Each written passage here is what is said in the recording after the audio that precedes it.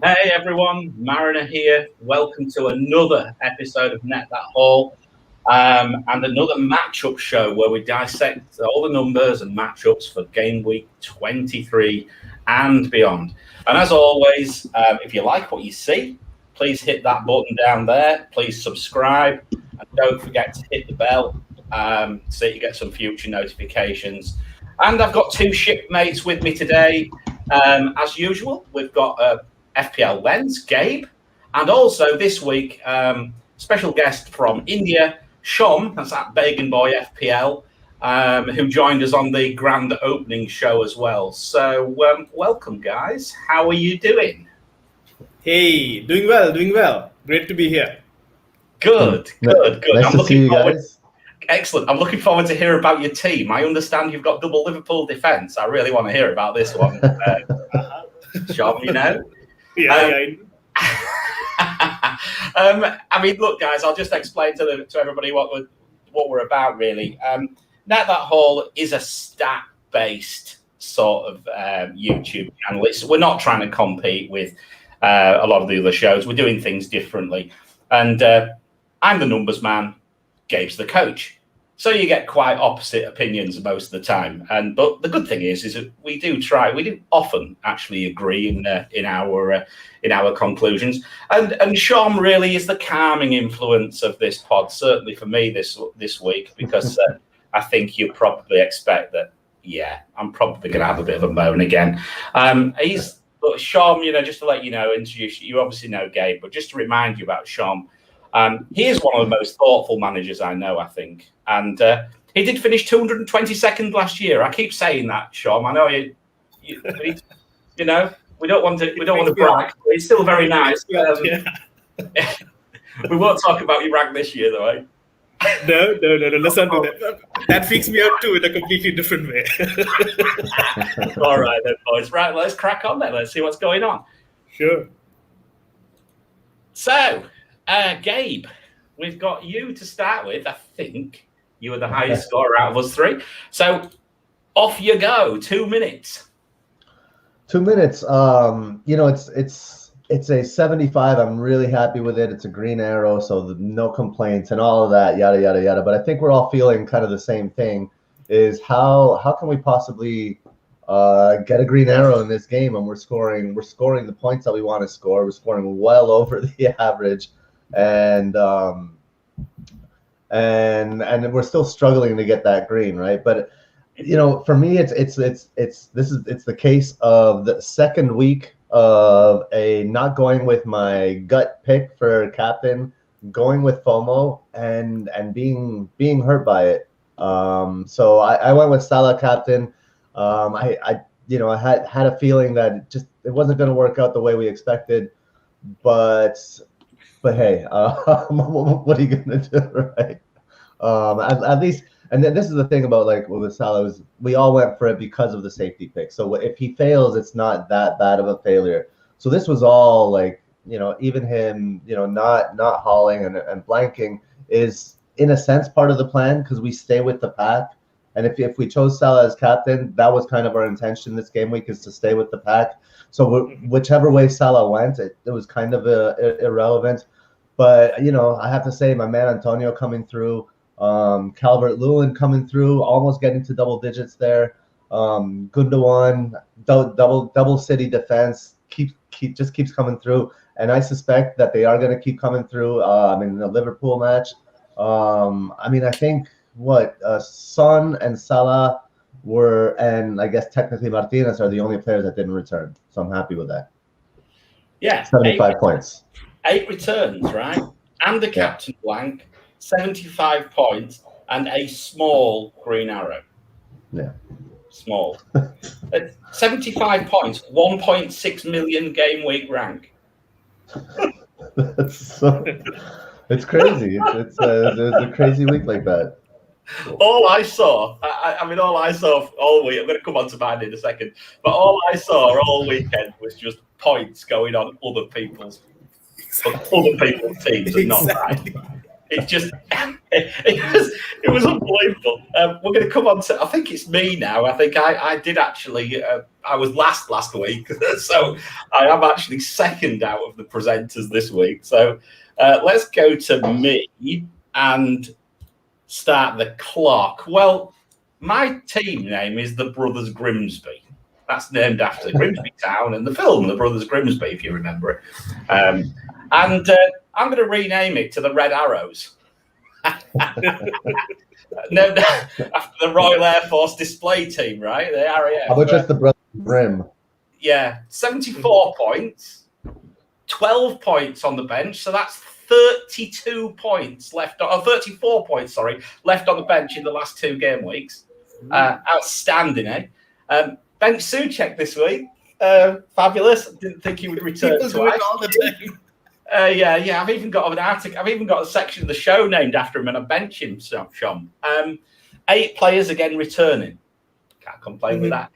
Cancelo, Dean, Grealish, Bruno.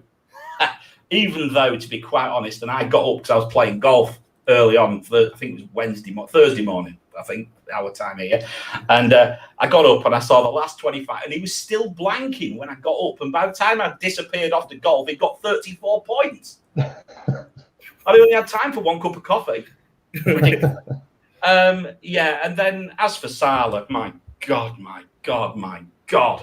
it's Pharaoh's revenge. I've captained him 6 times this year. He's blanked 4. I can't believe it. As I said, always back Salah unless Mariner's backing him, right? That's the new rule. But honestly, and as for Robertson, my God, what's happening with Liverpool's defence? But I'm going to save that rant, and I'm going to pass that rant over to Sean, because I want to hear all about your pain and suffering. Because I'll be honest with you, mate. I'll be honest. Robertson is dead man walking. Think about somebody who has Robertson and Trent. That's me. Right. So. Right. So fire. Yeah. So 2 points from Robertson, 2 points from Trent, 2 points from Salah. Brilliant. And Salah captain, of course. So that's where pretty much your game week goes, right? The rest of my team I'm very happy with. As in, think about it, right? You get a team conceding 9 goals, and you have their goalkeeper who somehow makes 6 stops, so he still gets 0. He doesn't get a negative. So that's a relief. That was McCarthy. And you know what?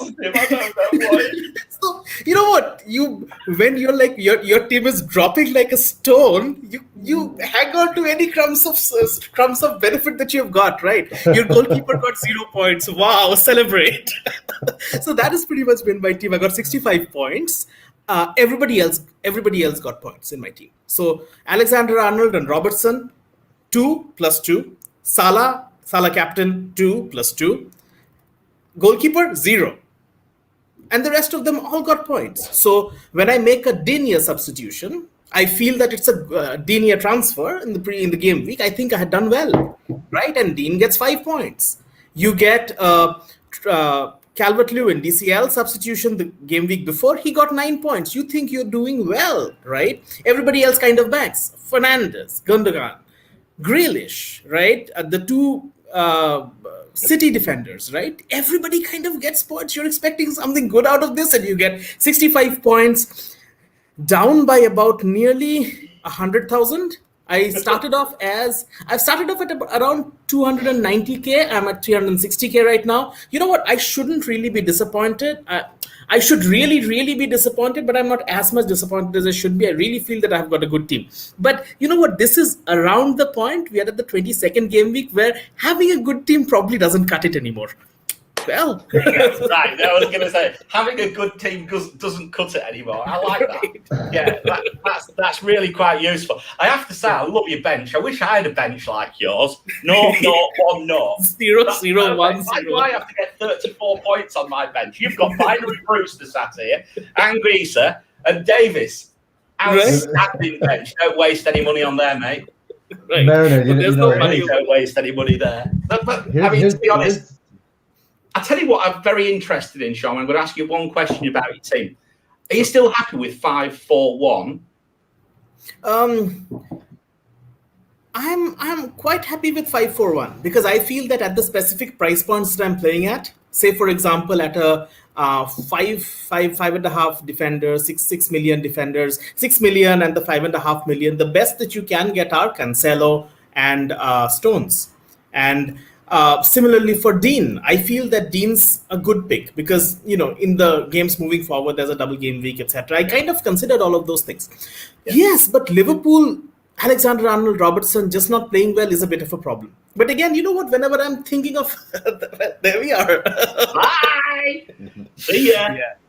So that is the problem, right? That is the problem. Have I considered moving these guys to, you know, maybe some other defenders? Yes, I've kind of considered the defenders, the midfielders as well, the lower price midfielders, Sakas of the world, and etc. But you know what? I'm living by the sword, right? I have kind of felt that the Liverpool, as in like, you know, Trent got 18 points a couple of game weeks back. I celebrated that, right? So there'll be one of these game weeks where it doesn't work as well. It's okay. We need to celebrate something, mate. I've just realised I never put the teams up on the screen. I'm out. Just because I've sunburned, that's the problem. You should warn me. I spent, just to let everybody know, I spent all afternoon on the beach and I'm burnt to a crisp. I look more like a lobster. You're looking good, man. You're looking good. Oh, no, I'm seriously not. It's on the same colour of this football shirt. Right. Okay, on to other notable performances. Let's have a quick look. Team-wise, Manchester United XG, top 5.16. It's easy when you play against 9 with 12, isn't it? Whoops, yeah. Did I just say that? West Ham, 2.34. Man City, 2.14. And at the other end, Burnley, 0.05. Ouch. Southampton, 0.44. And Fulham, 0.67 XG. Southampton conceded 8 big chances. 14 shots in the box. I admit an early sending off caveat there. Palace, 15 shots in the box against Newcastle. Liverpool and Everton conceded 12 shots. Big chances. Martial, 3. Sterling, 2. Salah, 2. DCL, 2. Shots in the box. Martial, 5. Bamford, 4. Watkins, 4. DCL, 4. Callum Wilson, 4? Really? Even more surprising, and I only just noticed this one earlier, just before I moved it across. Timo Werner 4. Wow, that might be that's a bit of a shock. An XG, Martial 1.32, topped it with DCL at 1.26. Bruno and Sterling 1.11. Notable others: Rafinha 0.69, Antonio 0.68, and XA, Bruno 1.07. Sure, in 45 minutes. 0.95, is it 45 or just a bit over 45? Maybe 45, 0.95. And Fraser, 0.69. I think we're going to talk about Newcastle later. That's an interesting one for us as well. And then we always like to do the Hall of Shame. And Rich Troll. It's always good. It's the first time I've managed to get him on here now. So anyway, so I'm going to have my bit of fun. Rich Troll. If you had him, he's trolled you. 0.0 XG, 0.0 XA, 80 minutes. Outstanding performance from Rich Troll. McNeil, 0 and 0. Zaha, 0 and 0 before he went off injured, 58 minutes. Perez from Leicester, 0 and 0, 61 minutes. Barkley, 0.0. One of the players who I was actually been looking at. It's 0.01 and 0.05 XG and XA. There's some interesting ones there. I mean, some aren't surprising, Gabe. You know, at the end of the day, I don't expect Richarlison to do anything, but I do expect Barkley, perhaps, and even Zaha to show a little bit of something. What did you spot this week? I mean, I think the Richarlison thing is notable because DCL did have some, you know, he finally had some chances. He's obviously not in good form. He missed that sitter, which is why his XG is so high. But usually when Richarlison is having chances and looking more prolific, it's Richarlison is doing well as well. But recently, I mean, Richarlison is just playing very poorly. He's maybe the most out of form player on that team, which is saying a lot. So I think that one stood out to me. There's a reason why he was pulled early. Ancelotti pulled him early. And then some of the other ones that we'll talk about a little bit later. I think are we looking at sustainable performances from Newcastle? I think is a question that comes to my mind. Are these, we've seen these numbers increase over the last 2 or 3 matches, and I'm wondering, is this going to continue? I don't know. What do you see, Sean? Anything stand out for you? The Zaha is an interesting thing, actually. It just feels to me, and I haven't watched too much. I've only seen the highlights, etc. Eze, who's the British kid who's supposed to be really good, he's doing a lot of good things. He got an assist last game week and a goal and assist the game week before. Who let the dogs out? That's my neighbor's dogs. I'm apologizing. That's my apology. That's my neighbor's dogs. I thought we're going to release the hounds on Rich Allison, perhaps, or something like that. Or maybe we just release him on Mo Salah and Trent and Robbo. What do you reckon? Okay. Right, moving on. Let's keep going. Okay. Fixture difficulty. I'll try and get through these quite quickly as usual. Right. Yeah. But just look for the greens. And what I've done is I've highlighted at the top who, certainly Fulham and West Brom remain the whipping boys wise with respect to defence. I've highlighted Southampton because clearly Southampton now look horrible. But they look horrible from one game. And bear in mind this looks out. So it's always important to consider statistics in a broader manner and don't just buy it completely.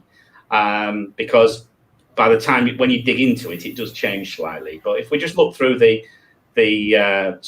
of the notable sort of team performances and things, XG man, I'm just going to run through I'm going to just run through in orders rather than actually giving the numbers. But at the top, Manchester City, Manchester United, and West Ham. At the bottom on XG, Palace, Burnley, and Everton. Interestingly, notably, Arsenal now 4th on XG. Interesting. Shots in the box data. Man City 11.43 per 90, then Liverpool, then Chelsea. And at the other end of the spectrum, Burnley 3.5. I don't think we'll be investing in any Burnley forwards for a double game week, gentlemen. Palace and West Brom. Notably, Spurs are now the 6th worst team for shots in box over the last 6 game weeks. Big chances, Manchester City, Manchester United, and West Ham. And at the other end of the spectrum, Palace at the bottom, Burnley and Sheffield United. And notably, Everton 4th worst. So there's some interesting little stats there. Certainly, Spurs noticeably now are really starting to come off on the data. And as for Everton, they've just gone off a cliff for me. And I mean, considering I own DCL, it's a real worry for me now. I have to say, these stats now start to really concern me. Gabe, any views? So what I'm seeing here, I mean, I think Everton, they're an interesting case because they've started last match. They started to create more. Their creativity has kind of gone up somewhat. I think James is also out of form, so him not playing last match, I think perhaps helped. Yeah. So if DCL can find a little bit of form, he doesn't need much to convert those chances. That could, Everton is a case where it could kind of turn on a dime because of the way they're set up, and that DCL that is a poacher type finisher. Yeah. And what I'm seeing here is very much Spurs are there's a little bit of red, there's a little bit of green. They are very much a mid-level attack. And I have to be honest, their stats have indicated this all season. And the goals that they've scored, the plethora of goals that they scored initially at the beginning of the season were all outperforming their stats. It was Son outperforming XG and Kane outperforming XA. So I think this is the Spurs this is the real Spurs right here. And Mariner, you and I were chatting about this, and I mentioned it. I think we are about to see one of the epic Mourinho meltdowns. This is the Mourinho death spiral starting right now, and then he's gonna the next step. I know the playbook. I followed in Real Madrid, and I've been scarred by this. A death spiral. It sounds like my FPL team. Yeah. Sounds like my FPL team in the last 3 weeks. He'll throw a few people. Yeah, he'll throw a few people under the bus and things like that, and things slowly will get bad. So he probably started with Dele Alli, one of the club mascots, right? And then then it just gets worse and worse.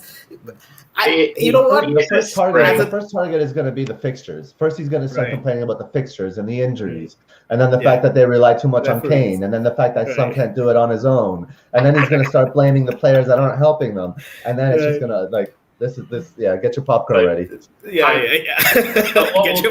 we'll do is we'll wait now, and we'll just hold back, and then we'll let you loose in a week or two, Gabe, and say, there we go, I told you, the Mourinho meltdown's on its way.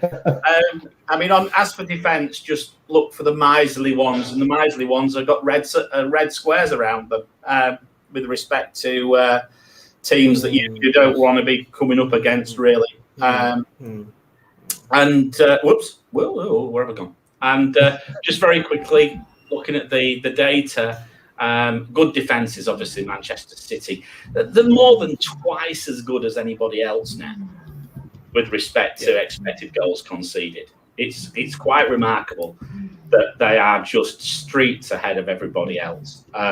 Yes, they've had a pretty good run, haven't they? Let's face it. And we're only talking about the last. We'll see how they do against some of the bigger teams, but I still think they'll do fine.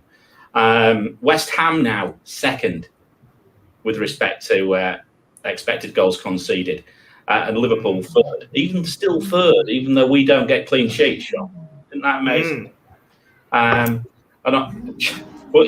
goal against Brighton was just written in the stars. It was coming. Yeah, it had to happen. Yeah, I knew we weren't going to get clean sheets. Yeah. On the other side of it, Southampton worse at 2.25 per 90. However, if you take that game out, the Manchester United game out, the middling 1.5. So it just shows if you ignore that, if you just adjust it for a bit of a freak result, which I think that was. Southampton still are not too bad. So McCarthy owners, I wouldn't worry too much about it. Although, it wasn't great. West Brom still pretty bad. Aston Villa still pretty bad. Arsenal and Brighton, 6th and 7th best now. Brighton. Interesting. Brighton, they've been flirting with this all season, right? And I think it's hard to trust. Like this isn't the Brighton that we know. But these are the Brighton stats that are finally coming to fruition, the defensive stats that have been good all season long. And if you recall, a few weeks back, I wrote the matchups, and the first topic was Brighton and what's going on at Brighton. And it was red cards and own goals and goalkeeper mistakes, pairing that ball into dunk and then it being an own goal and all those types of things. And they've cleaned it up. And now we're seeing actually Brighton is a good team, and their stats have shown that they're a good team. So it's interesting to see. Stats said they were good, and I still captained Salah. Yay! Brilliant. But that wasn't. You know what? I still feel that's an okay take. That's an okay take because Salah had form, right? He had gazillion points the game week before. So I still think about it. The moment the deadline passed, I went, "Oh shit, I made a mistake." Anyway, very quickly, shots in the box conceded. City, West Ham, Liverpool, best three. City again, streets ahead, nearly conceded half as many as everybody else. On the wrong end of the stick, Burnley 11.67. That's interesting because we're talking about bringing Burnley defenders in for this double game week. Or goalkeepers. So this might be an interesting topic to discuss later on. I think this tells me that we might be wanting to see white smoke rather than Ben Mee. And I'll come back to that one. later on, Gabe, because that tells me something. We'll come back to that. West Brom, pretty bad. And Villa now, third worst. Whoops. What have I done? Sorry about this. A little bit. And Villa now, third worst with respect to big chances. Correct. I think. Or was it shots in the shots in the box, sorry. Third worst. And big chances, good Man City, Leicester, West Ham, Liverpool, and on the bad side, Southampton again, but that's adjusted, Fulham and West Brom. Notably, Arsenal, 5th best, Chelsea and Villa equal 5th worst. So Villa now, Gabe, as well, another one who was starting to see some issues starting to develop with respect to defensive side. I mean, Villa and I'm not sure if it's let's see, it's starting to catch up a little bit on in the FPR here. Chelsea have conceded a lot of big chances in the past 6. They've conceded 14, which is the 4th most big chances in the last 6 game weeks. Yeah. Villa have conceded 13, which is the 5 most big chances in the last 6 game weeks. And I did bring them up in the matchups because we might think that they're a tough matchup.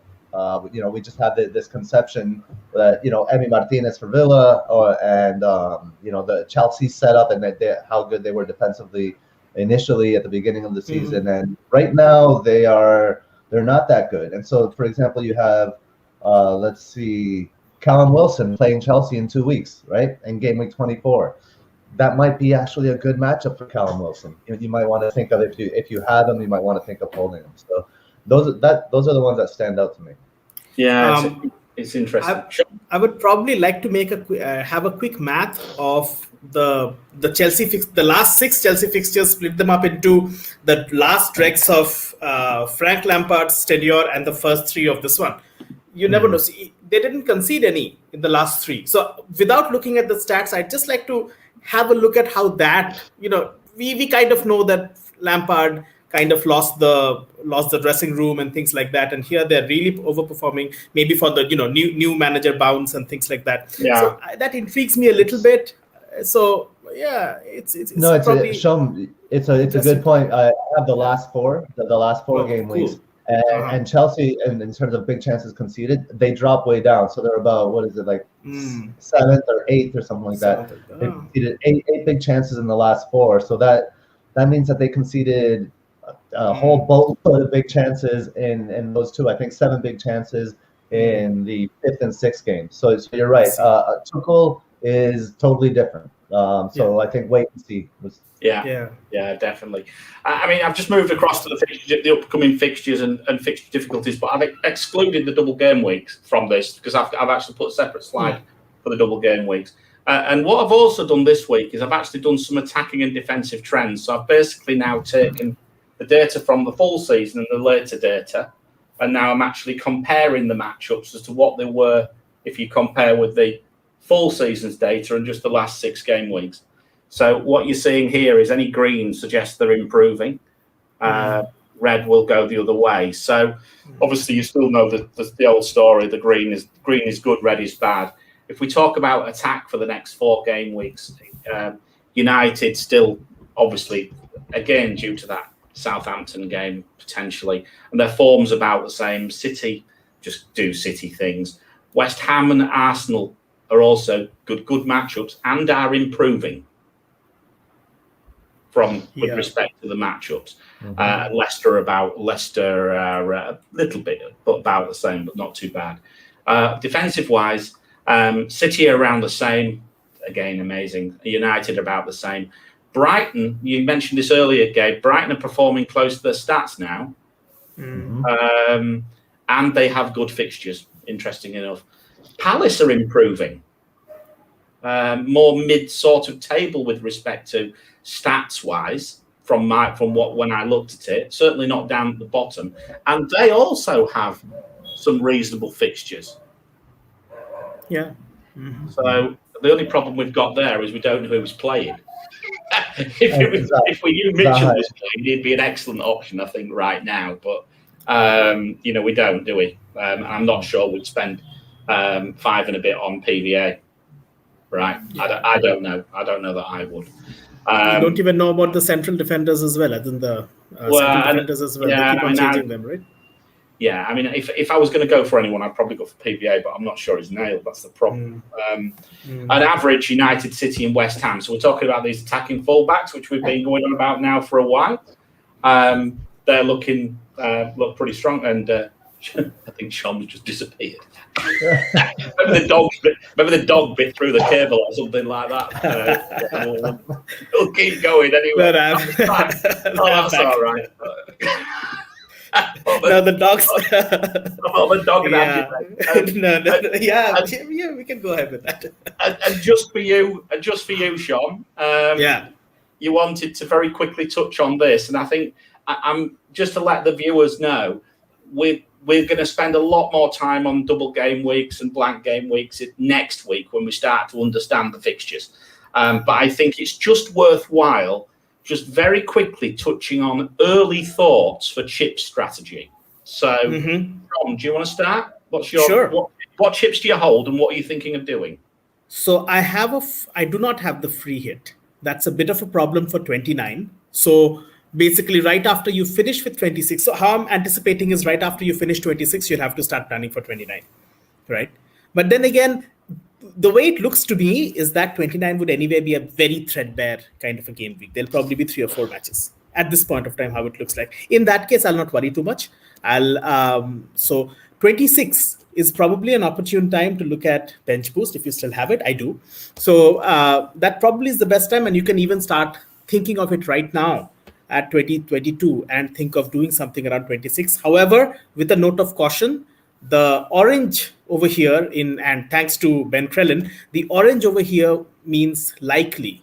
So hold on to that. Hold on to your thoughts a little bit. Before 25, you'll get all of these things clear. On the other hand, of course, people like me who are at 300K odd can take a few risks, right? And kind of anticipate a few fixtures. Not the best idea. You can go wrong, but then those are the risks that you can take.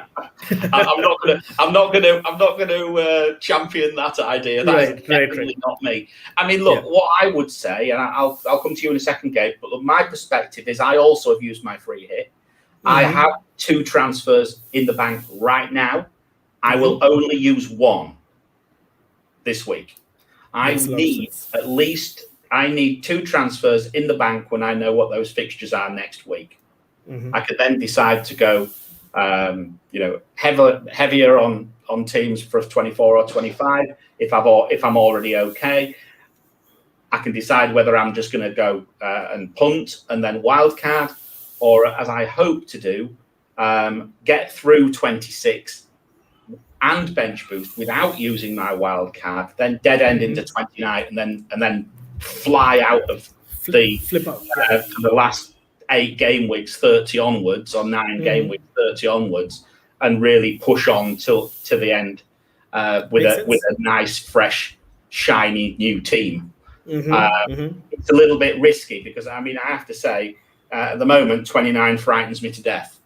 I know it all starts to come a bit clearer in a week or two, and that's why I think what we need to do is, at this moment, have an idea but be cautious. That's my view.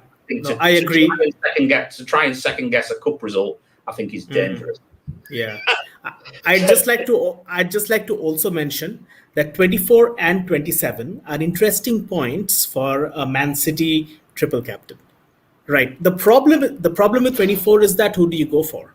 Right. If you're thinking of a triple if you still have that chip, if you're looking at triple for 24 is good. Tottenham is really struggling. Everton isn't really at their peak. Right. So if you'd actually try to triple, who would you go for? It's kind of interesting. KDB solves a lot of these problems, but KDB isn't there yet. 27 would probably at times see a Man United, Man City match could pretty much be aggressive, because to salvage any kind of a challenge to Man City, Man United will have to play attacking during around the 27 time, and Southampton can struggle, right? So that probably is another consideration. But anyway, that's the other chip that we have in hand. Just wanted to throw that out. I mean, again, Gabe, I'll bring you in. Have you ever thought about triple captain? Are you just going to hold that till later? I'm not really sure yet. I think as Sean says, Man City in 24 is very interesting. Tottenham and Everton I think that's a possibility for any of the City assets. Gundogan, since KDB is still out, could go Cancelo in those fixtures as well. I like those fixtures better than the West Ham Wolves double in 26 and the Manchester United Southampton double in 27. I do expect Southampton to be a different team by then.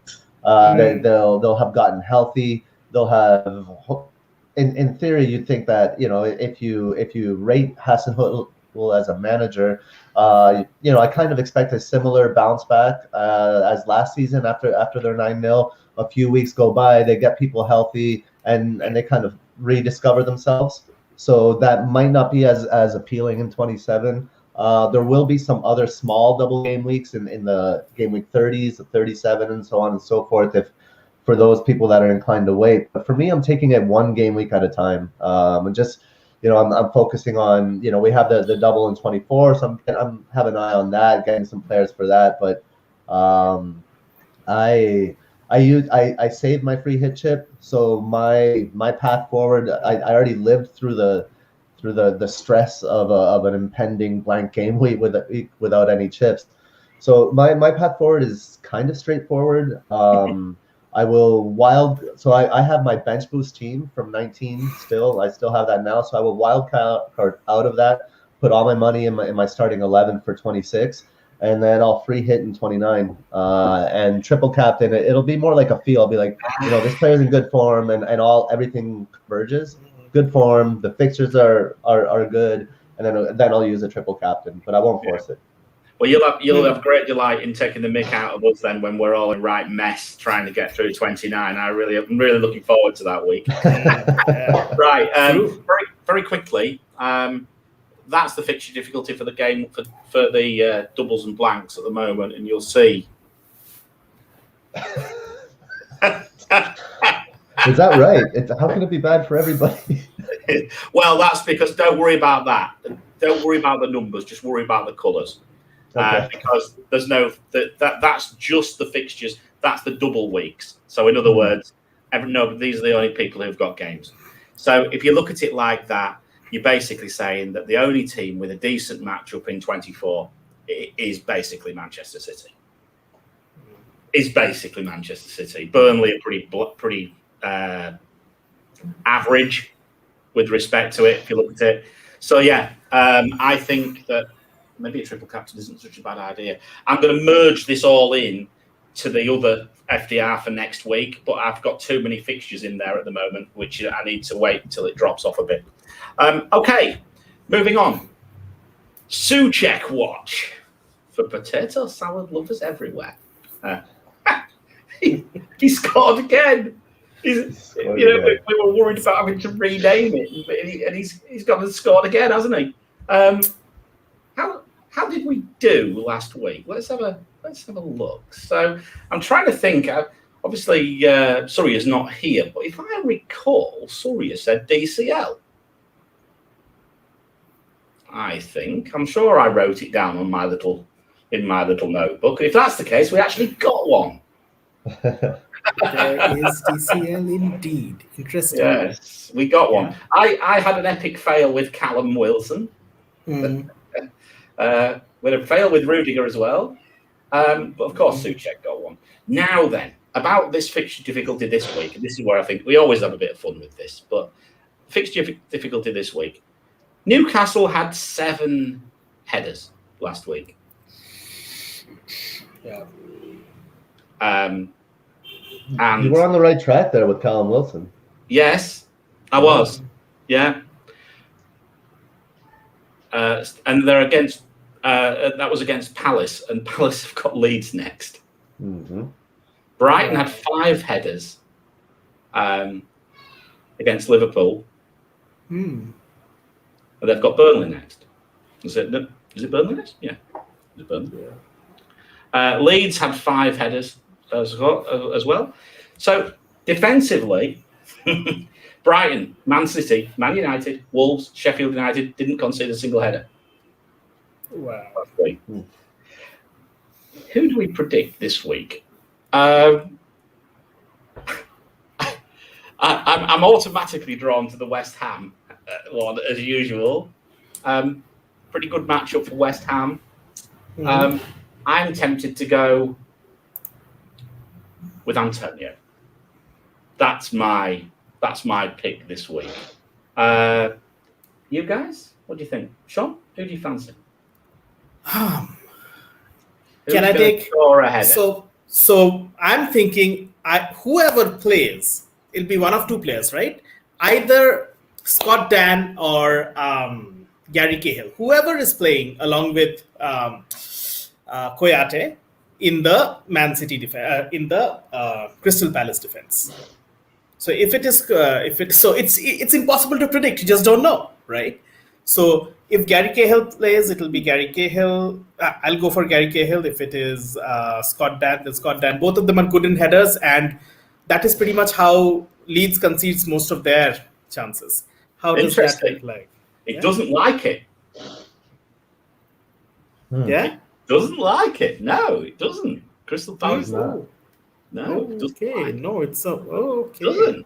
Anyway, don't worry about it. So you said Sean versus the metric. Exactly. Let's see what happens. Head to head. If anything happens, I'll message you on Twitter. Get ready for that. Don't worry, it's absolutely fine. I'll write a matchups. I I'll love write a it. matchups thread for Sean versus the metric. Who do you reckon, Gabe? So I got to be honest, man. I was scrolling back through the WhatsApp messages looking for who I picked, and I don't remember. It was late at night. I have no idea what's going on. You remember? Well, by the way, you can just flip that around and say Bamford. Bamford's got 3.1. I was going to say what I would say actually is that Leeds have I think, and this is something I'm going to come on to a bit later. I think Leeds could have a good day against Leeds, could possibly have a good day against Palace, and I think Bamford might be a decent shout. I think Chelsea against Sheffield United isn't a bad shout either. So if Zuma plays, and of course Callum Wilson still got some quite good numbers as far as I'm concerned. So I'll tell you what, Gabe. Since you couldn't get us, we'll put Bamford down for you, shall we? All right, sure. Right. All right. So right. We need to. Who'll go Andy Carroll? Who'll go Andy Carroll? Not me. Well, I mean, anyone better than Callum Wilson, mate, for sure. Definitely. Right. Onto the feature. And we're running behind time as usual. I always put a time note at the start of the feature and think, we're going to get here by a certain point, and we haven't. So, Gabe, your article this week, which is in the All About FPL website, your matchups article. This week, you've done something on forwards, haven't you? Yes, I've turned my eye to the forward line because there just seems to be a lot of different options, and they all seem somewhat the same, but I just see cases being made for one and not the other. And I've been confused, and it's something that I haven't really paid attention to in a little while. So, yes. No, and I think it's a worthwhile look. So what we did is we had a bit of to let everybody know what we did. We had a bit of a run through some forwards, and if you don't see a name there, don't worry about it, because we just picked a random sort of selection of who we thought would be of interest, to be quite honest. And that doesn't necessarily mean players who you will automatically have in or a lot of people will be owning. So we are looking at some other options. Gabe, you're going to look specifically at Watkins, Bamford, Wilson and Lacazette. But I just thought what I'd do as usual is give you a few numbers. If we looked at fixture difficulty, Antonio has the best matchups, followed by Laka and followed by Watkins. Form, Wilson, and that's improving. Remember, that's with respect to a team improving on the matchup. Wilson, Antonio, and Lacazette. Value on points per million. This is very interesting. I was pleased I did this. I've not looked at this for a while. Bamford, Wilson and Antonio. And they're all above 33. That's insane value. Insane. I mean, if your player's getting 25, you're doing really well. But 33 is insane value. It really is. Shots in the box: Watkins, Bamford, Antonio, and DCL. Big chances: Lacazette, Watkins, and Antonio. This is all in the last 6 game weeks, by the way. big chances created. This is a noticeable thing. As Bamford is clearly somebody who is a lot more involved in creation than the others. We'll come to this, I'm sure. Then Antonio and so Bamford and Antonio, and then Laka. Now XG, you've got Watkins and Lacazette who stand out quite nicely. XA, you've got Bamford, Antonio, and Watkins. Again, let's say Bamford more of a creator. And if you add the two together, Watkins comes out on top, but only just from Lacazette and Bamford. Finally, if you talk about over or underperforming, now this is basically the FPL returns against the XI. So if you look at the combination of the two, you'll see Watkins is underperforming. Now, you will recall that at one stage Watkins couldn't hit a barn door from a yard. And that's probably why, or as I said earlier, Shoma cow's ass with a banjo, I think. Right. I said earlier on. And on the other hand, DCL, Wilson and Bamford are all overperforming. But Bamford has come back a lot. He was overperforming by miles earlier in the season. So he's certainly not now. So, Gabe, we'll start with Ollie Watkins. So do you want to give us a run through on him? Yes, here we go. So I noticed, so what I have here is game weeks 1 through 9, and then I've separated, 19 to 22. And the reason I separated these is because these are the game weeks where Ross Barkley has started. And so just to get kind of like a fair representation of the team. And we notice in game weeks 1 through 9 how, if we look at the first heat map there, the black box is kind of where there's a space missing, where in game weeks 19 to 22, that's where Watkins has kind of shown up recently. And then the purple box is where he was located in game weeks 1 through 9. And then you see on the right side in 19 through 22 that he's kind of vacated that spot and he's moved a little bit further forward and up near the box. Now, when we compare that movement to Grealish's movement, Grealish has been pushed wide in those game weeks, whereas in 1 through 9 we see the black rectangle there that and the dark orange in there. Nice, yes. And then in games 19 to 22, that area is blank because we see Watkins has occupied that space, so Grealish has been moved out wide. Now, what's interesting here is Grealish has carved out this incredible spot from which Villa attack, and they love attacking from that left side. Now what he's done is when Barkley went down, Grealish moved to the inside and gave that spot to El Ghazi, and El Ghazi's stats shot through the roof. Now what he's doing, Grealish has that spot again, but he's been moved wide, and Watkins has taken that spot at the edge of the box there, at the tip of the box, and Watkins' stats have increased and his production has improved. So that part, I guess the left side of their attack, right by the corner of the box, is where Villa really like to do some damage, cutting inside on the right foot and taking a good shot. Or actually, what it's done for Watkins is it's opened up space for Watkins to kind of get inside. So that shift in movement, I think, is good news for Watkins. Maybe not so good news for Grealish. But I don't expect this to just kind of stay rigid like this. I think there will be an interplay, and then it'll be kind of like back and forth. So some game weeks you might see Watkins with all the action there, and other game weeks I think Watkins might be more inside, and Grealish might get more action there. Interesting. Yeah. As a Grealish owner, it doesn't fill me full of joy. No, same. But this is amazing. This is amazing, actually. When Gabe had shared these things with us, a couple of hours back, and that's the first thing that came to my mind. That there's absolutely a flip, right? Yeah. That it just changes over. It's a pretty amazing. Good catch. And Gabe, with respect to comparison. Yeah. So here, what we're noticing is now we're comparing with the other three forwards that I took a look at. So Watkins compared to Bamford, Watkins compared to Lacazette, and Watkins compared to Callum Wilson. And I mean, what you notice here is that Watkins' assists are down, like the actual assists, but the XA is kind of the same as all the rest, right? And even Watkins, his assists are down, but his key passes are, for example, they're higher than Patrick Bamford's. He has more key passes than Patrick Bamford and then Callum Wilson, which isn't really a surprise, but he has the same number of key passes as Alexander Lacazette, while not having the same assists. So I think part of the interplay between Grealish and Watkins here is sometimes Watkins will get those assists, and that's what the key passes are about. When kind of Grealish gets inside, I think those assists will come. But all the other stats are right in line with other options that managers might be considering this game. Okay.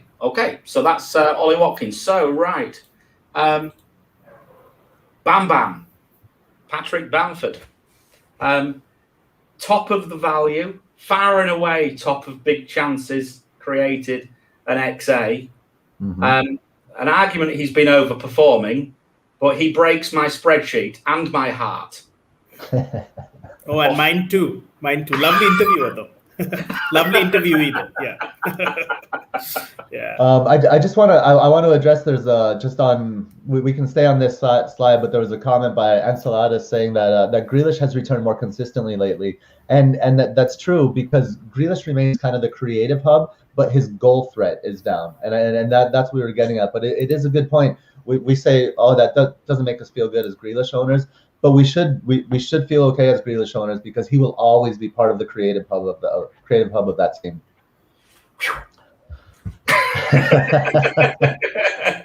Patrick Bamford. Let's go. Bamford. So here we go. Quickly on Patrick Bamford. I think I wrote Bamford is as Bamford does in the article. And we see here that like this one I can run through pretty quickly. In the first heat map, we were looking at passes received. Where he likes to receive the passes right at the top of the box, right? What he does from there is that's going to depend on, because it says he's created a lot of chances, right? He's assists and key passes.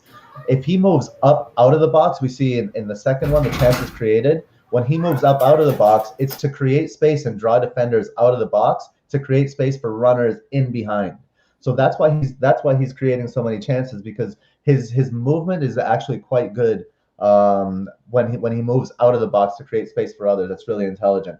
Now the downside of Patrick Bamford is a Patrick Bamford shot is by definition a low XG shot, I think, because the chances that he's going to score them are quite slim, regardless of where the shot is from.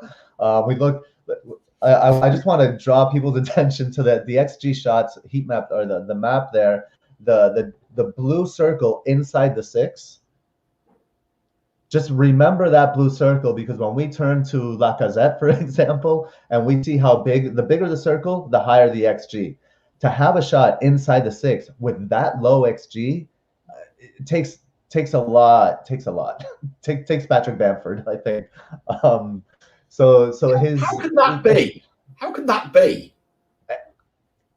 Bodies in front. I'm just like, well, this guy's so bad that the XG. Let's just drop the XG from the get-go. That's a lower baseline. I've been saying it all along. Patrick Bamford, bloody useless. One reason for that perhaps could be that. How generally Bamford is receiving these balls, and it's just a hypothesis because I'm watching the Leeds games, is that quite a lot of these, what he's receiving are crosses from the wings. And he primarily, what he's trying to do is just receiving them and laying them off to the other players, rather than these being, so even from the same position, as in right from the 6-yard box, say for example, but if the ball is floated in and all that you're trying to do is just receiving that and giving it off to a Rafinha maybe to take a shot or something, as opposed to that being a proper goal scoring chance and you're just trying to push that into the goal or something like that, the XG would vary, right? Because XG doesn't just depend on the position, it also depends on how the ball is coming in, the defenders around you and things like that. It could be an overhead kick or something. No, not for Bamford.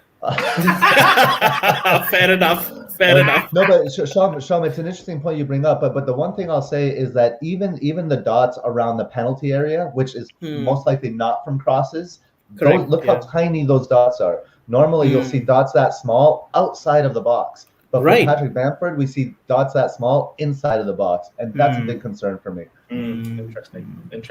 So just a comparison, Abe, just to keep us moving. Yep, keep us moving. We see where Patrick Bamford kind of excels beyond the rest, and that's in his assists per 90. However, his assists per 90 is kind of outperforming his expected assists. So he's getting assists. And here's my guess, and maybe Sean, you can correct me if I'm wrong. He's laying the balls off to certain players, but the players are still scoring kind of worldlies. Rafinha's scoring these worldly goals, so they're still not getting the balls in excellent positions, which would explain he's getting assists with low expected assists. But here's the thing with Bamford, and this is why I say he is as he does, is despite all of these warts, despite all of these concerns, Bamford's doing what Bamford is supposed to be doing on this team. He's fulfilling his role as he has been for most of the season. And so the production that we've seen from him, I think is sustainable. Cool. Fantastic. Okay, right. Now we're moving on to my best friend. Yes. Callum. Yeah. The God. Callum the Truth Wilson, huh? Did you just say something run across the screen then? What was that? We just shot across the screen. Subliminal messages here. I don't know. It's just like something just appeared on the screen then. What was it? That was awesome. I was not expecting that. That was good. It took me ages to do that. All right, Callum Wilson. Right, mate, you've got 1 minute on Callum Wilson. I know. I won't take much time. I'm going to start you off. You wrote in your article, and I quote, "It takes a certain type of manager to own Callum Wilson." And I am not that man. You are not that manager, my friend. No, you are not. I am not that manager either. And neither me. Here's the big change in Callum Wilson. I'll go through it quickly, try to finish before the hour mark here. So in the heat map on the left, we're seeing kind of the chances being created mostly from wide areas, and that's Steve Bruce setting up his team in a 4-5-1, right? Where you have a block of 4 at the back, you have a block of 5 in front, sending crosses in from the wingers in that block of 5. In the past 3, he switched to a diamond midfield, and that diamond, and this is again this very small sample size, so take this all with a huge grain of salt. But my theory, and this is a hypothesis now, right? It's not anything but that, is we see it on the heat map on the right, the tip of the diamond, we're seeing a lot of creativity that wasn't there before, building in that green area. Now the wide area that the ball's getting sent from the wide area, that's Ryan Fraser. The thing is, Ryan Fraser is also coming across the field and delivering from the right. Yeah. And what's happened is Callum Wilson, Miguel Almiron that's playing the 10 for Newcastle, and Ryan Fraser are kind of triangulating, and they're creating a lot more chances, but they're triangulating right around the tip of that diamond, and I think that's what's working for Steve Bruce. Full credit to him. I think it took bravery to kind of change just the culture of a team, to change everything they do. But again, what did he have to lose, right? He was on for sure. Well, so I'll try something. You had to try something, didn't you? You had to try something. And just Callum Wilson's comparison. Sorry. I did see that this time. Sorry, what was that thing on the screen? Talk some more of Callum Wilson and something will appear. Well, I think, should we say the Mariner Googled the word troll? Yes. See, we've been talking about that pattern, right? Who's the troll? I actually did Google image for the word troll. Yeah. Oh, okay. There we are. Ah. There he is. There he is. Oh man. So anyway, we can't. There are managers who'll have really Callum be rude. Wilson. I'm not that manager. It's all in jest, Callum Wilson. If you ever watch this show, it's all in jest. We mean it in the very best of fun. Right. Just very quickly on the comparison. Okay. The comparison, we see Callum Wilson is kind of like he's in the green. He's skinny across the middle there. So skinny on the like shots per 90 is lower than certainly than Ollie Watkins and Patrick Bamford. Right, it's exactly the same as Lacazette, and his key passes per 90 is about the same as Patrick Bamford, but less than Ollie Watkins and less than Lacazette. So, like I said, Callum Wilson has some warts and some inconsistencies. And can we trust this new system? What happens when other teams figure out the diamond? Will they be able to stop it? So I think there are a lot of warts there. But if you are that type of manager that owns Callum Wilson, these are good times for you. You will continue to own him. You will go get him. And if not, then you might be thinking of Callum Wilson. The only thing I say about potentially getting Callum Wilson is know thyself as a manager.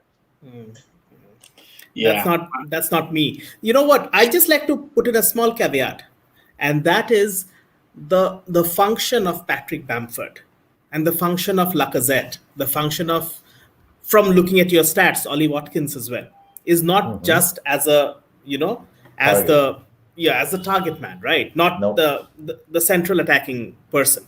Their job is to both create and create as well as score. Callum Wilson is pretty much everything in Newcastle's forward line. And right. It's so if they're getting any points at all, it'll be Callum Wilson who'll be getting them.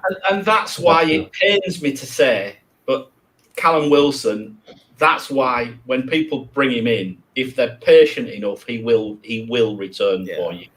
Yeah. But the trouble is, if you're like me and you're a little bit impatient, then you're just going to put pictures of trolls up on your YouTube channel. Very true. And never to be seen again, I'm afraid. That's a very good point, actually, you brought in, Marina. The thing is, with, the only way to play these, hits and misses kind of people is to just keep them and stay put. And this is a how do you play FPL kind of a thing. Let's face it, really, at 6 million or whatever he is, 6.5 million, you don't expect him to return every week anyway, do you? Yeah, but you're nonetheless letting go of that slot, right? Yeah. You're letting go of that. Totally. Totally. Yeah. If you keep him for a long time, or else don't at all. Yeah. If you want returns in 2 game weeks, don't get him in. Yeah. There we go. Let me carry on, man. Go ahead. All yours. Oh God, you'll get used to me, mate. It's fine. Thank you so much. Gabe, very quickly on Lacazette, and then I just wanted to just go to a second table just to bring in a couple of the big boys just to compare everybody.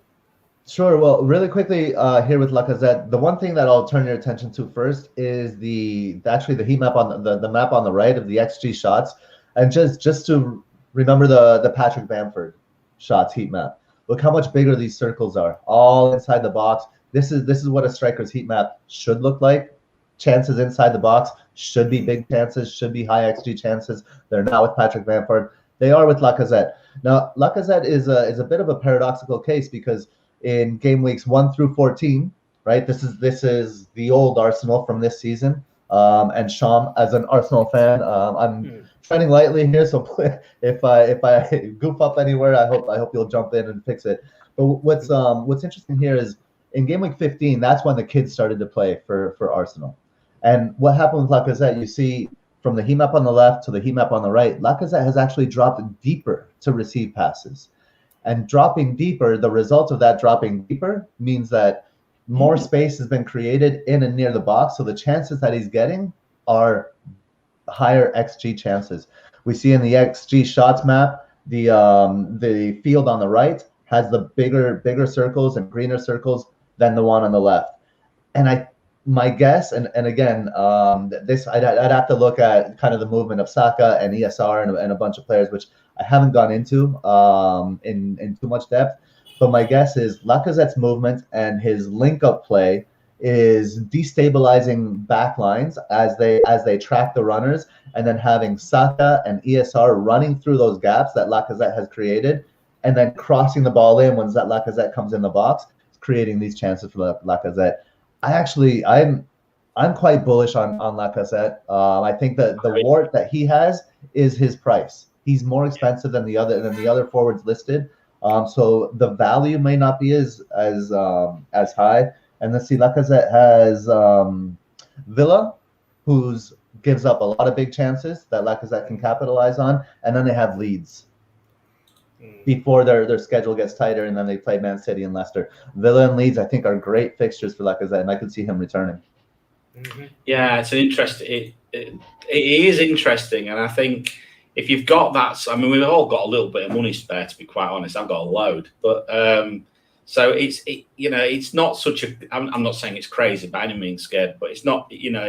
It's within the realms of possibilities. I think for people with team structures the way they are, particularly if there's rumours that our friend Mr. Mourinho might be bringing Kane back with one leg, but we'll have to see. But yeah, okay, so that's Lacazette. And then just to finish off, I know what I've done now is I've put all the players, I've put some more players in there, specifically Vardy and Kane, both who obviously are injured at the moment, and just really to compare. And this is where Kane, we can't ignore his numbers. We can't ignore them. Yes, he's expensive, but look at his numbers and look at his He's overperforming by six returns. Overperforming. But I think, Marin, I think because he's overperforming by so much. I think we can ignore him. Yeah. That's my sense with Kane. He plays on a team that's not prolific in attack. He has some good stats, and his overperforming, I think, for me, feels unsustainable. Yeah, it's an interesting one. See how he'll come back from injury. I mean, obviously, clearly he's returned. The one thing I would say about Kane out of all these, there's I think 2, possibly 3 players who I would captain on that list. That's always a consideration for me. But I mean, it's brilliant article, a brilliant thing you've done, Gabe. And guys, if you've not gone onto the All About FPL website, please do. It's run by Surya, who's one of the good friends of the show, and it's packed with information. And obviously, it's also got Gabe's article, which I mean, I can't underestimate the amount of work he puts in. He was burning the candle at about only 6 hours ago, and he's awake again now for us tonight. So, but this morning for you, Gabe, get some coffee down you. It's an incredible resource. It's an absolute incredible resource. What Gabe brings in, it's absolutely incredible. If whoever is listening this, if you're not following this, you're really losing out on stuff. Yeah, absolutely. There's the plug. Right. We're going to go through this in 1 minute. Then we've got to do Little Prince. Then we're going to do the captaincy. So, okay. The value pick, Gabe. The value pick for the forwards. Is that what you're asking? Bamford. Yeah. I mean, Bamford. I think Bamford has the best value right here because of what he did at the beginning of the season. Those double digits returns have since dried up, but Bamford will continue to provide incredible value. Wilson is buoyed by, I think, recent returns. And if they can continue success with that diamond, that could be sustainable. But for me, the standout here is Antonio, because his value, the value that he's providing, is supported by almost all the stats. And then to add, what I like about Antonio as well is his FDR it's not just the best; it's the best of this group by a lot. Yeah. So he has great stats, great value. Great matchups. Yeah. If I were playing one forward, it would be Antonio. No, I think that's a fair point. You've actually mentioned my pick. I would have said Bamford as well. Sean, you'd given me Antonio, hadn't you, for that? Antonio, yes, for me as well. The only caveat is that he doesn't have a double game week. So that might come into factor later, but don't hassle yourself with that too much at this point. Let that transpire. Yeah. Right. I'm going to come to you for this one, Sean. The form pick. Who is the player you would pick based on their form out of that table? I'd again go Antonio. He's doing really well, isn't he? Yeah, he's at 6.6 with the regularity with which he's getting points. You just cannot think beyond him. As in, I had Bamford for a while. I have Calvert-Lewin at this moment, but Antonio is just unbelievable. The only concern with him really is that will he stay fit? Nothing else. If he's staying fit, you just have him. It's Absolutely. And I got 4, and I'd never forget that I got 4 goals from him last season, right? And just to save time, Gabe, I'll save them. And you went with Lacazette for the form pick. Yeah, and my value pick was actually Antonio for the record, but Lacazette is my form pick because of the team form. Yeah. Let's go for the premium pick then. I'll tell you, I went for Kane, but I went for a Kane when he's fit. Yeah. So clearly, I'm. If I had to pick a premium, I would pick Kane. That's my view. If I had, and my structure is always, generally speaking, to have a high value player on that forward line. I like to be able. I just like the structure that way. So I probably will bring him back once he starts firing. If he starts firing. I'm the opposite. For premium, I prefer to go no premium because for me, I'm value is very important to the way I play the game, and I just find that, you know, if I'm looking at the value of Antonio, Bamford, Wilson, etc., versus one of the premiums, there's no comparison there for me. And I think it's very fair. And I don't like Kane. I think it's a very fair. The caveat I would give you is that it's a captaincy option, and that is really important. It is. I would like to just mention one other guy along with this entire list, and that is Gabriel Jesus, right? If you know, whenever he's playing, he scores goals, and you wouldn't at this point of time have Aguero coming in. He's got COVID, correct? True. So if you have to have a forward who's expensive forward, City is like in fantastic form. If you have to have one, but my view, and the reason we left him off, and the reason I left him off actually, is that KDB will come back. I dare say he will probably be the player to go for in the forward line. And then we're still, I mean, I know people who've got 3 City defenders, so I think the space is just not there for him. Yeah. Just finish this section then. No Kane, no gain, as I called it. Who's the trap? Gabe. You're gonna say, I know who you're gonna say. No Kane, no gain. Kane equals pain. That's what I'll say. Kane equals pain, right? For you. I think Kane is a trap, and it's because of the Mourinho factor. I think that this team is about to implode. Yeah. All right. And Sean, the Callum Wilson, the trap Wilson. You cannot have anybody else. I haven't even gone with Callum Wilson. I'm not even putting him as the trap. I've not. Do you know who my trap is? My trap's DCL. My trap's DCL.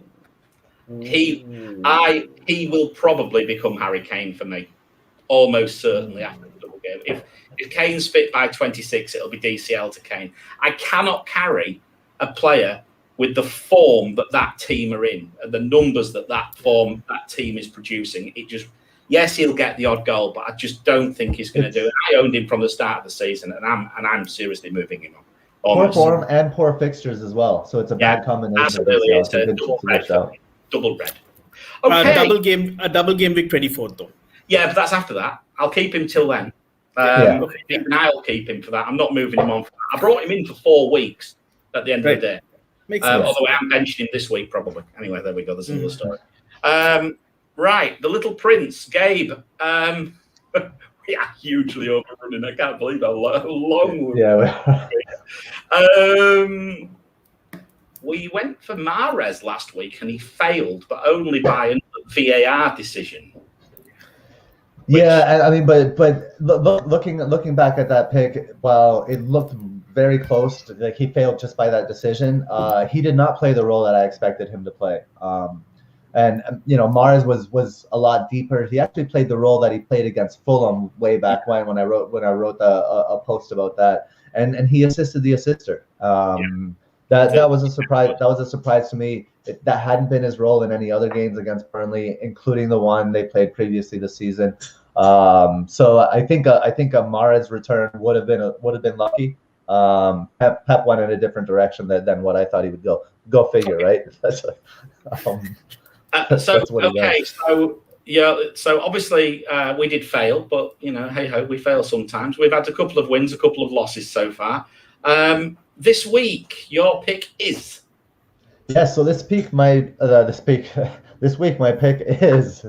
It's been a late night. Vladimir. I'm gonna need my fourth cup. Vladimir Kufal. Vladimir Kufal is my Little Prince pick of the week. The reason is that this is really interesting.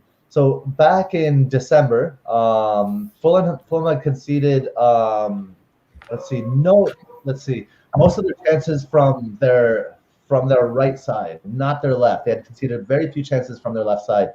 Now that's completely flipped in recent weeks. In the last 6 game weeks, Fulham have conceded the most chances from the left side. It's 30 chances. It's 5 chances from the left side every game week. So Kufal playing that right side. Kufal has not been involved in the attack as much in recent weeks, but with Fulham's weakness there on that side, I think they're going to start shifting and the ball's going to start coming from that side. Also, to add, Fulham have only conceded, compared to the 30 chances right from their left, they've only conceded 18 chances from the middle and 16 chances from the right side. So almost double the chances conceded on their left as compared to the right. It's just such an obvious hole for Moyes to attack. I'm sure he's going to instruct that right flank, Kufal, and I don't know who's going to play. Maybe Bowen will be back in the team. Whoever's going to get in there. I think they could create and do some damage from that right side. So Kufal, I brought him into my team, so I'm back in the pickup this week with the transfer. Well, I'm trebling up on him. I've got Kufal, I've got the potato salad meister, and I've got Antonio. So I'm looking forward to that game. I've got Kufal, I've got Cresswell, and I've got Antonio. So I've got both flanks covered. Loaded up on West Ham. Loaded up on West Ham. I've got no West Ham. Oh, excellent. So you have 2 Liverpool, sorry. I've got 2 Liverpool defenders, right? There we go. God. Get rid of them, I've told you. I know.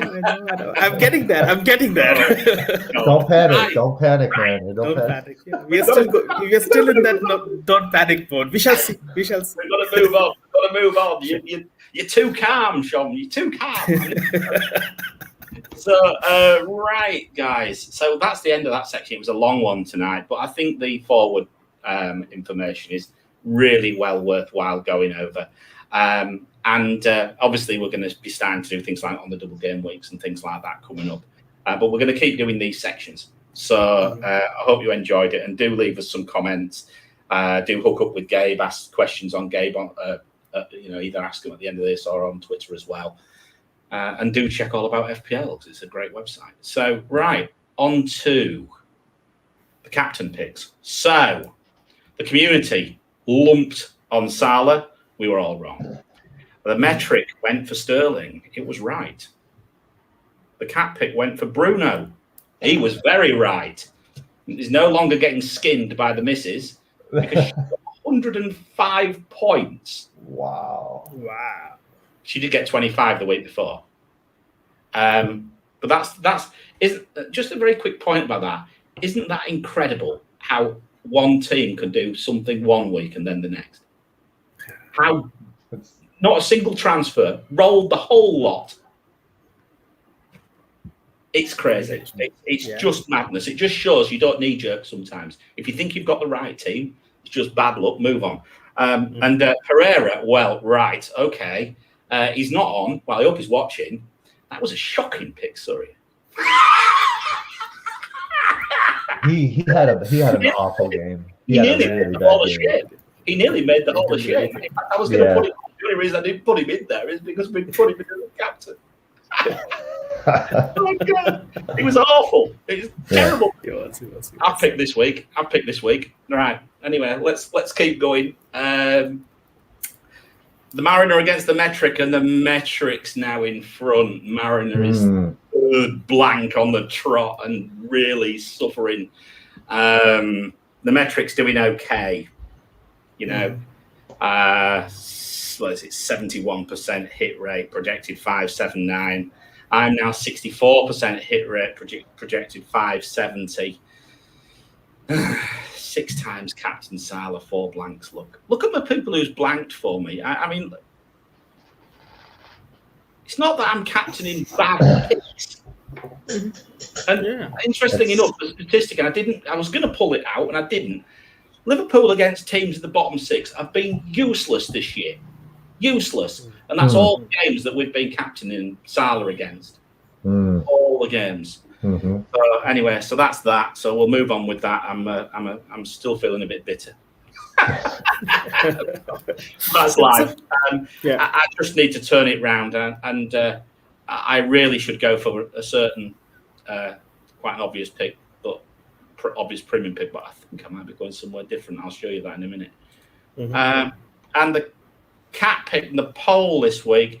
And this was really super interesting because I put this out before the Spurs and Chelsea game. I put it out for and then and last night when I went to bed, Son was in the lead. But this morning, Son was still in the lead, but it narrowed. And by this afternoon, Son had fallen off a cliff. So bravo voters. Diving away from Son rapidly on the polls and have backed Bruno. And I put Antonio in on the basis of his matchup, Gabe.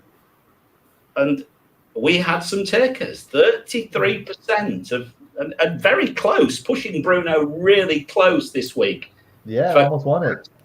So we gave the cat 3 choices this week because we felt it was close enough to put all 3 down. So let me just...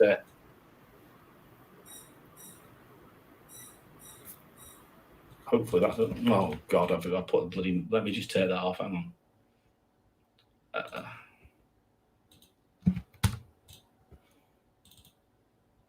Here we go.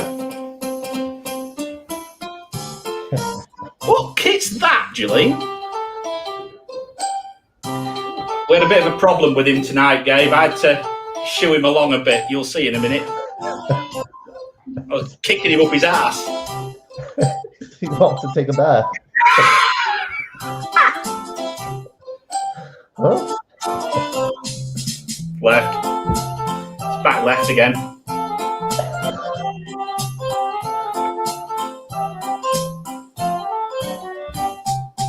Rakesh has just said this is the best part of the show. Antonio. He's gone with Antonio. And Rakesh said this is the best part of the show. I don't know whether that's a compliment or not. Do you know how... I love it. I love it. I love it. Gabe goes into doing this. And I keep coming back for this. This is fantastic. Fair enough. I can't believe it, really. I can't believe that. That's absolutely... That's Callum Wilson troll standard. That is, mate. I'm sorry. It really is. I'm really crying with laughter here. Oh, no. Oh, well. Anyway, so the cat went. Who did he go for? Antonio. Bloody hell. The best part of the show. Oh, my God. It takes us ages preparing for this. And the metric has Bruno at the top. And I'll tell you what. This has really surprised me because I expected Son to be at the top. I genuinely thought he would be, but Son, he's just falling off on every measure. Slowly, Jose Mourinho's burning deck, huh? Jose Mourinho's burning deck, yeah. He's falling away. The fixture's still good, but not as good as you'd expect it to be. If you recall, when Man City played West Brom, it was 130. Wow. So that shows you the size of the change in the number. I mean, it's arbitrary, but if you just think about that, it's a big change, right? Right. Yes. So Fernandes top, Son second, Antonio.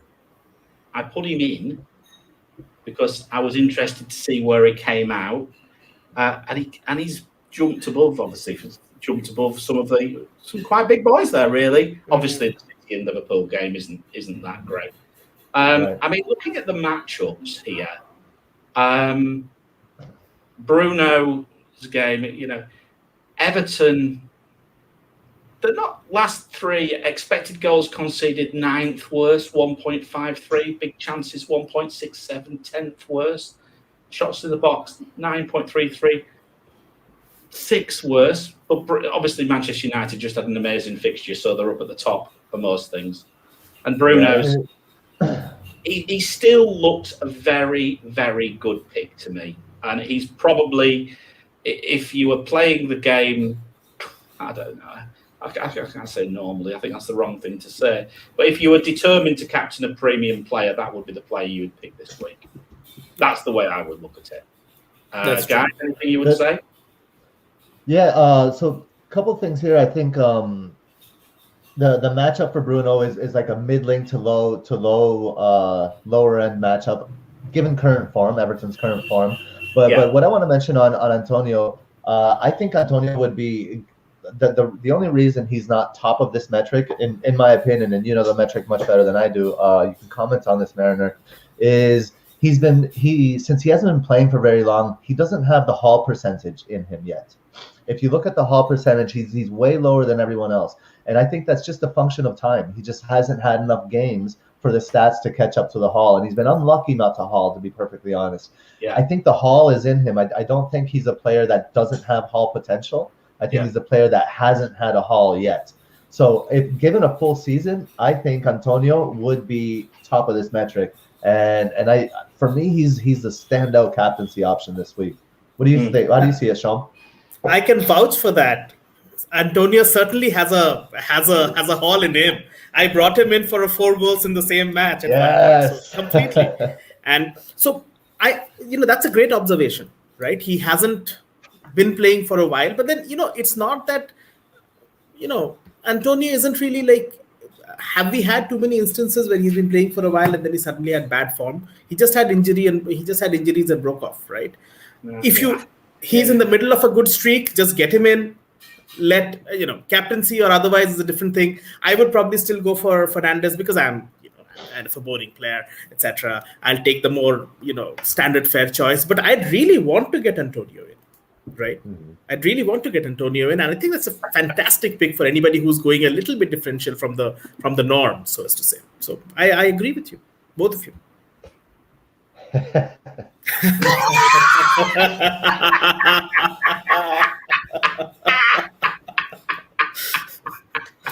I mean, look, Gabe, just very quickly on Antonio, you're absolutely right. It's the haul which pulls him down. That's it. It's just the fact he hasn't had one. And if he'd have had one, that could have been the difference because he was close. He's been close a couple of times now. I mean, Antonio, just very quickly on the stats, Fulham, 7th worst for XGC, 2nd worst for big chances conceded, 7th for shots. West Ham last 3, 3rd best for XG, 2nd best for big chances, 5th best for shots in the box. And Antonio, 0.57 XG, 3rd best out of all players. XA, 0.3, gives you an XI of 0.87. Shots in the box, 2.6 in 90, 5th best. An equal top on big chances. It is a very, very, very compelling argument to captain Antonio. Sensational form. He's in sensational form. Extremely compelling argument, and I think I will be. And we have a whole host of people in the chat right now that are saying they're all going to captain Antonio as well. So I just think, oh God, I hope we're right. Yes, I hope we're right. I mean, Bruno is probably the safe one. I hate to say it, but I think this could be a week for an Antonio haul. I just hope I'm right. Yeah. So, and then we're just going to move on to the differential, which I've picked this week, and it'll be interesting to see what people think in the comments. And it's Rafinha. I think he has been looking pretty dangerous, quite frankly, and his stats are great. He's got a very, very good matchup, and of course, Palace are conceding tons of headers, and he's creating tons of crosses. So I think if you look at it like that, I would not be surprised at all if there isn't an assist there, at least, if not a goal. I've compared him with Harrison, just so that we've got a bit of a comparison for Leeds there. And as you can see, he's blowing Harrison out of the water, quite frankly, with respect to assists, expected points, XG, big chances. Final third passes, 76. In the last between 17 and 22, he's heavily involved. 28 crosses. This tells me that he could be a really, really nice option this week. Yes, he can. And he's in form. So that's who I've gone for this week. So, what do you think, guys? So, have you got any options? I really like the Rafinha pick. Like the Rafinha pick, especially, I was just talking to Gabe about how these guys play generally, right? There's a cross that is coming in from Harrison and it'll just bounce off Bamford and Rafinha will take a shot. How many of these have we seen this season? Whatever. It'll bounce off Bamford if I play Bamford. If I bench him, we'll bury it. Right? You remember, that's how it works. Right. We did mention another. The player I nearly went for was Cresswell, but then you've talked me out of him a little bit with respect to the fact where the chances are coming from with respect to Fulham. But what we can't forget here is his dead ball abilities, right? Yes, exactly. And Fulham are so susceptible to headed chances. They've conceded the most headed chances in the last 4 or 6 game weeks. And Cresswell is on. Well, I don't know. If Bowen's in, he might take the corners from the right side, and Cresswell might take them from the left. But even if Fulham concede mostly from the left-hand side, you can see a deep diagonal ball from Cresswell finding somebody on the right side, so Fulham's left side, and that chance in the end being created from there. So I think Cresswell is a great option. I like Kupa more because he's on the side that shows their weakness. Yeah. Another name I'd throw in would be Harvey Barnes. Again. Yeah. Who did play in this week? You're doing it just to troll. No. Just to troll me. He's doing it to troll me. He is, isn't he?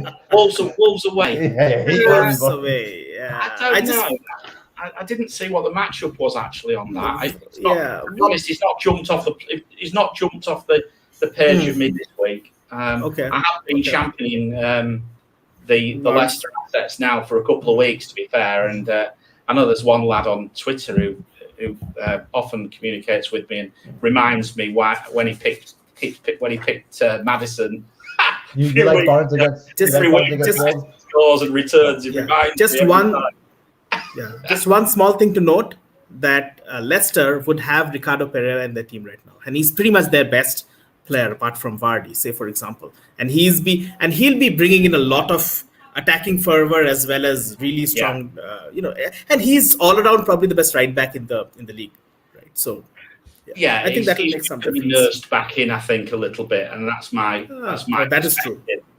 But no, I like it. So that's that. So we've got the community poll, Bruno, the metric, Bruno, the Catpick, Antonio, and the differential is Rafinha this week.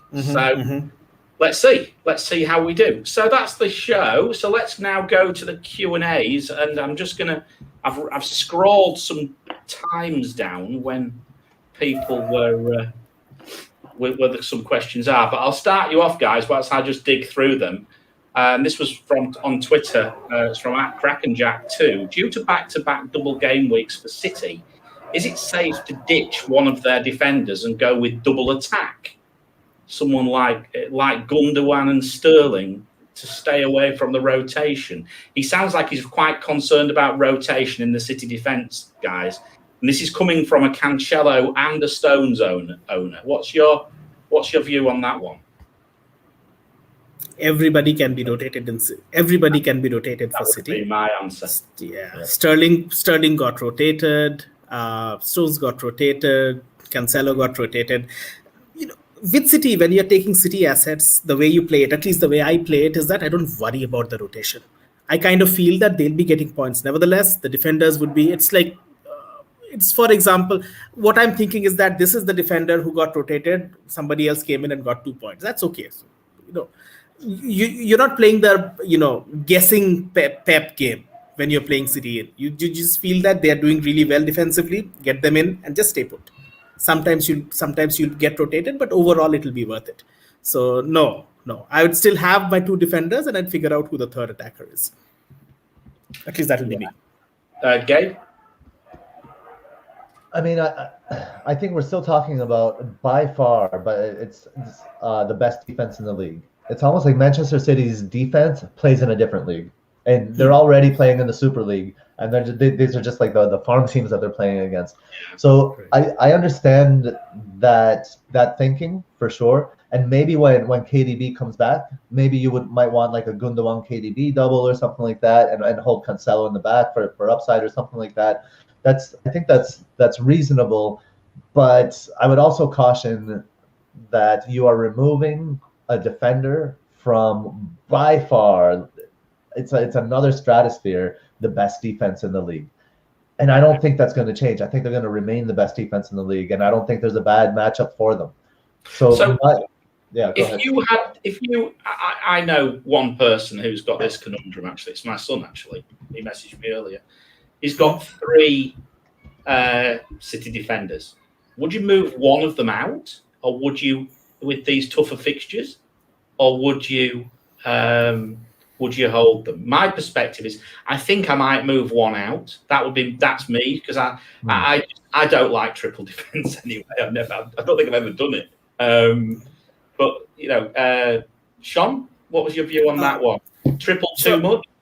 Yeah, somebody asked me this question as well on Twitter. The answer that I gave is City is probably the best defensive team in the league, but it is also probably the best attacking team in the league as well, right? So you're kind of compromising on your attacking. So I have Gundogan, right? It was possible for me to get a third, as in get Ruben Dias in my team as well. I did not. Again, with the thought that City is also a very good attacking squad, right? And they might beat another team 5-0, 6-0, right? So, and you'd be missing out on the attacking points at that point. So not for me. 2 defenders is enough. And but that's just an opinion. I do, the people that are going with 3 City defenders is also not, I wouldn't point and laugh at them. No, I think that's a decent move as well. Completely. Yeah. Okay, here's a question about West Ham. I thought we might get a few. Here's a question for Lens. How's the inclusion of Messi Lingard? Messi Lingard. Has he made a typo there? Changed the dynamics at West Ham. Is Antonio not getting as many chances as you'd expect? He's trying to put us off this captaincy, mate. Yeah, good for him. Different Lens.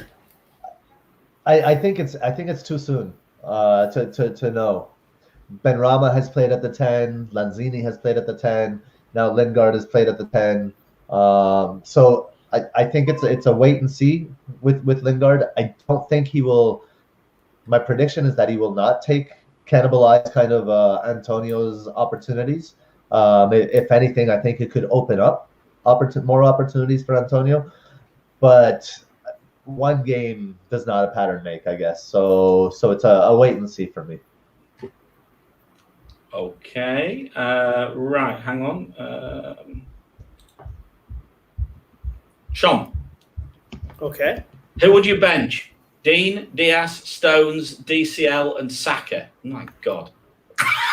Dean, Diaz, Stones, DCL, and Saka. What kind of a team do you have? Right. This is Astrolus. God bless you. That's a fantastic team. Please don't abuse one of my best viewers. Right. No. Not at all. This is all good. You know what? The one thing that I would not do is bench either of Diaz or Stones against an attack that is not really clicking at this moment. So there we are. That probably gives you the answer. I'll tell you. I think I'm at least for me. Yeah. I think I'm benching Dean and DCL. That's my 2. Yeah, he asked for 3, so I gave him Dean, DCL, and Saka. Yeah. Which 3? So Dean and DCL. Oh my God. And I gave him Saka. Yeah, I don't know about Saka. Who have Arsenal got, Gabe? Arsenal have Villa. Aston Villa. Yeah. Villa. Yeah. I might play him against them. I would play Saka. I would play Saka over Stones. Yeah. Yeah, perhaps. That is an okay thing to do. Play him. Looking at Villa's matchups at the moment and the way they've been doing, I think I'd probably do that. So there's the same question there again. Right, I'm just moving down. So hopefully I'm not going to miss any of these questions, boys, because we are really overrunning.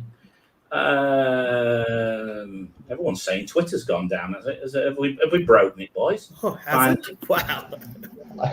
No. Wow. Everyone's saying, let's all admit it. We're all in the. There we go. Look, here we are. We're all in the Antonio boat because of Oliver, right? Yeah. No, okay. Twitter is working fine. At least is it? It must be other parts of the world. People are jumping on your matchups, mate. So that's very nice for you. Could we see? Here's just a question there from Dean Gabe. Could we see Antonio becoming a Kane-style assister with Lingard in the team, perhaps? That's a really interesting question because it makes me think of Antonio's development, right? Do you remember Antonio was a fullback, then he was a wingback, then he's played all over the place. So I think he definitely has that ability. He has many abilities, right? He can do many different things on the field. I could see him if West Ham's attack begins to stifle, for example. I could see Antonio dropping in a much similar way as Lacazette drops, for example, and being a target there, and then using the speedy wingers and speedy Lingard in behind in the space that he creates. So I bet we will see some of that, but I don't think that West Ham is going to change and not use Antonio as the focal point of their attack. I think that will continue, and only when that stifles will Antonio come into midfield, and then there will be more dynamic runs in behind. Yeah, I agree with you. I think it's too early, but I think the one common denominator we do know is Antonio is going to be heavily involved in whatever they do. That's my perspective, and that he's just a multi-pronged weapon, isn't he? He's got his head. He's got the ability to score quite outrageous goals in the box. I've not seen shall we say, a poacher like that for some time. And that's what I really and he's got the ability. He's just built like a bloody tank, isn't he? Absolutely. He's built like a tank, so he can just as easily burst through from 30 yards and slot past the keeper as well. I mean, quite frankly, he's got everything. We just need his legs to stay on his body. Exactly. That's the risk. Yeah. That's the risk with it, in my view. I just hope he stays fit because, quite frankly, I think he's going to be he's a season keeper for me now. He really is. Right, I'm just going to take one more question and then we'll wrap up, given it's 1:42 in. So, benching headache: Dallas, DCL, Stones, Mahrez. Pick one to play. It's from Thavindra Raj, again, another one of our good friends on the show. If you have Mahrez, how do you not play him? That's kind of what I'm thinking. Yeah. What do you think, Gabe? I don't. This is tricky. If you have Mahrez, I don't know that Mahrez will play. I don't know. I would bench DCL. I would play Dallas. No, he said benching. One to play. Oh, pick one. Pick one to play. Oh, one to play. Oh shit. Changes things. It's getting late. Very tough. Yeah. It changed my glasses as well. I'm sunburned. I can't even read anymore. Benching Dallas, DCL, Stones. I think Sean's right. I think you play Mahrez and you put your second favorite. You play Mahrez just in case he starts, right? And then you put your second favorite first bench. I reckon I'd put Dallas first. I reckon I'd put Dallas as the first option to come off. I've got a funny feeling Dallas might get first bench. I think Zaha's out this week, right? Yeah. So Dallas, Dallas would be I think the safe start. Mahrez would be the upside start, but he might be benched. So fair point. Fair point. And just one more question. I'll just sneak this one in for Ignatius. Barnes or Stones for the... Don't come to me for this. Don't come to me for this. I'm not even playing. Gabe, I'm not even asking you. I think people are now just completely trolling you now. And it does just say this. Gabe, Harvey to be precise. Okay, fair enough. Don't look at me, man. I don't have an answer for this. Don't look at me.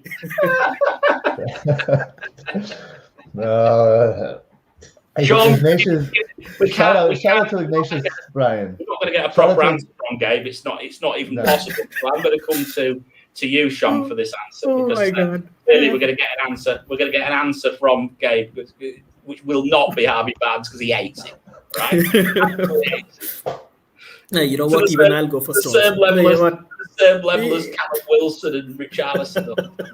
Yeah. You know what? Even I'd go for Stones, but hey, I have no clue, man. This is impossible, right? I'd go for Stones, but this is impossible, man. Don't make me do this. This is just not how I play. I cannot do this. Stones, yes, okay. I'd like to give a shout out to. I don't know. I mean, look, bloody hell. I think it depends how many Man City defenders you've got. I don't know that I'd play two. Yeah, that's what I would say. If you've got two, I'd probably play Barnes. If you've got one, then go with him. That's a nice approach. That's a nice approach. I like that. Yeah, that's the way I'd probably go with it. I think. So I'd like to give just a quick shout out to Ignatius. I met him playing Fantasy Bundesliga after restart, and so that we created a nice little community around that. And he was super helpful to me introducing me to that game. So thank you, and please don't mention Harvey Barnes ever again. No, never again. I mean, look, I'm just going to wrap up now, boys, because I think we're done. But we've had plenty of people on. I haven't had a chance to say hi to a lot of people, but you know, we've had Swang on, we've had Lars Bello on, among others. Osen Raj, Anand's been on, FPL Mash has been on as usual. Rakesh has nearly had me in fits of hysterics about the cat being more interested in your articles, Gabe, but there's another thing. And probably all my stuff as well, quite frankly. There's no disrespect. We've got Navin here. There we go. Look, DCL, it's a trap. There we go. I think we'll finish with that one. So, guys, if I haven't shouted you out tonight, please do accept my apologies. We've had a really, really busy show. We've had a fair number of people on. We're closing in on 200 subscribers, boys, and we've not been on long. Good job. Very happy with that. And I have been exchanging some comments with one or two big names from the Twitter sphere as well, and I've asked a few for some feedback. And the feedback that we've received is very good. So from that side, I'm pretty happy. So let's just keep this going. And once again, gents, I can't thank you enough. Gabe, you need another coffee, then you need a sleep. Yes, sir. John, go and catch that dog. You know what? Yeah. I'll have to buy one to scare that off. Scare that one off. Antonio, Captaincy, that's wonderful, man. Let's go, Antonio. Yeah. Yeah. Really good time, guys. Fantastic. Super job. Thanks very much. Thanks, boys. And that's that. So thanks very much, Gabe, aka FPLlens, at FPLlens on Twitter, obviously for his insightful views and just a most amazing, and quite unique stuff that he actually does for the show and for All About FPL website. And also to Sean for his great input and calming influence, even though it's took an extra 15 minutes to do the show because he talks a lot. But anyway, I can't hear that. I hope you like the video, and if you did, give it a like, give it a subscribe, and hit the bell for next week. We have a gap finally, so I think we can all breathe a little bit once the deadline comes tomorrow. And we'll be back next week. We're not quite sure what day it'll be, but I would imagine the matchup show will come first. The captaincy will split off again, and we'll do that separately next week. And we are planning on doing something just a little bit different to let you know as well. In the coming weeks, we're going to do a round table. So I'm gonna reach out for 3 or 4 managers with different sort of styles, and we'll just come on with very little content and just do a 1 hour Q&A.